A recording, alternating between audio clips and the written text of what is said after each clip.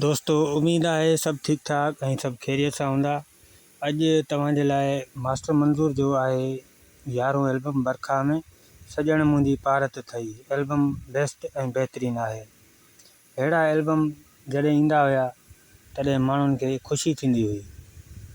ख़ुशी इन करे थींदी हुई छो जो हिन में शाइरी माना सुठी हूंदी हुई ऐं बहितरीनु गाना ॿुधण सां दिली सुकून मिले। अहिड़ा एल्बम काफ़ी आया जिन्हनि जे करे फ़नकार मथे चोट ते चढ़ी विया ऐं इन्हनि सां गॾु काफ़ी ॿिया बि फ़नकार ईंदा हुया। नई मार्केट में नयूं शयूं नवां फ़नकार उहे ख़ासि मशहूरु न थींदा। नए खे पुराणे खे वॾो चांस मिलंदो हो त नंढनि जी वैल्यू घटि थी वेंदी हुई इन दौर में।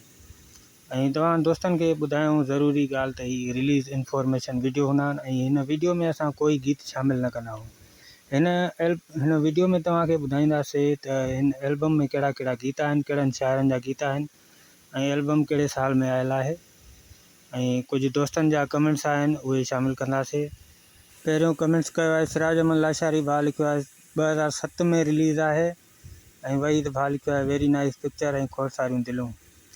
अदा 2007 में न आहे, 2007 में 12हों एल्बम आहे, इंशाल्लाह उहो रखंदासीं।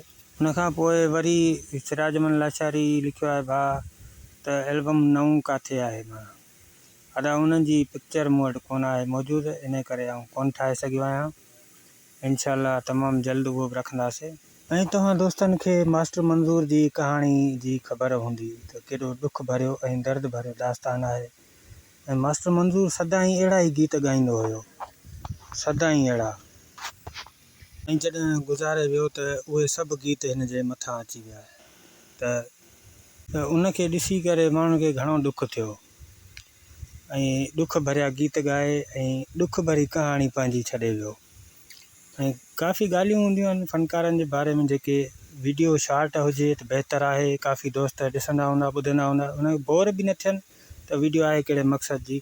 त हाणे हलंदासीं हिन जे गीतनि ॾे। हिन जो पहिरियों गीत जेको आहे पीर बख़्श सोलंकी साहिबु लिखियो, गीत जा बोल लिखियईं न्यापो मिलियो आहे दिलदार जो, तमामु बहितरीनु गीत। उनखां पोइ अला ॾिनो बुढ़ो साहिब जो गीत आहे कारो वेस पाराइण में तूं ख़ुशि आहीं।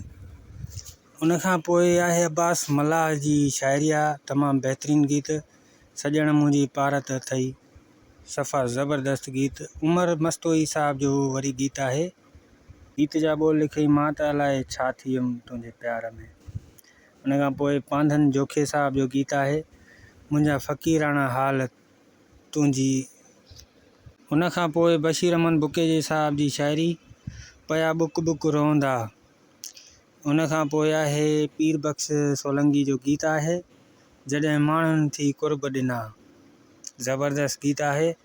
उनखां पोइ आहे किफ़ायत लाड़क जो गीत आहे, गीत जा बोल आहिनि यार प्यारो आयो आहे। उनखां पोइ पीर बख़्श सोलंकी जो वरी गीत आहे ऐं उनखां पोइ गीत जा बोल लिखियईं ॿियनि दिलनि वारा माण्हू।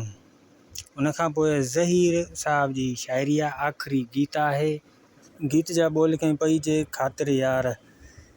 ऐं उनखां पोइ शाइरी जेका आहे सॼी कंप्लीट थी चुकी आहे। 10 ई गीत तव्हांखे मां ॿुधाया ऐं इन्हनि मां तव्हां पंहिंजो गीत ॿुधाईंदव पसंदि जो ऐं तव्हांखे वीडियो पसंदि आयो हुजे त वीडियो खे लाइक ज़रूरु कंदा, चैनल खे सब्सक्राइब कंदा, पंहिंजा प्यारनि ताईं शेयर ज़रूरु कंदा।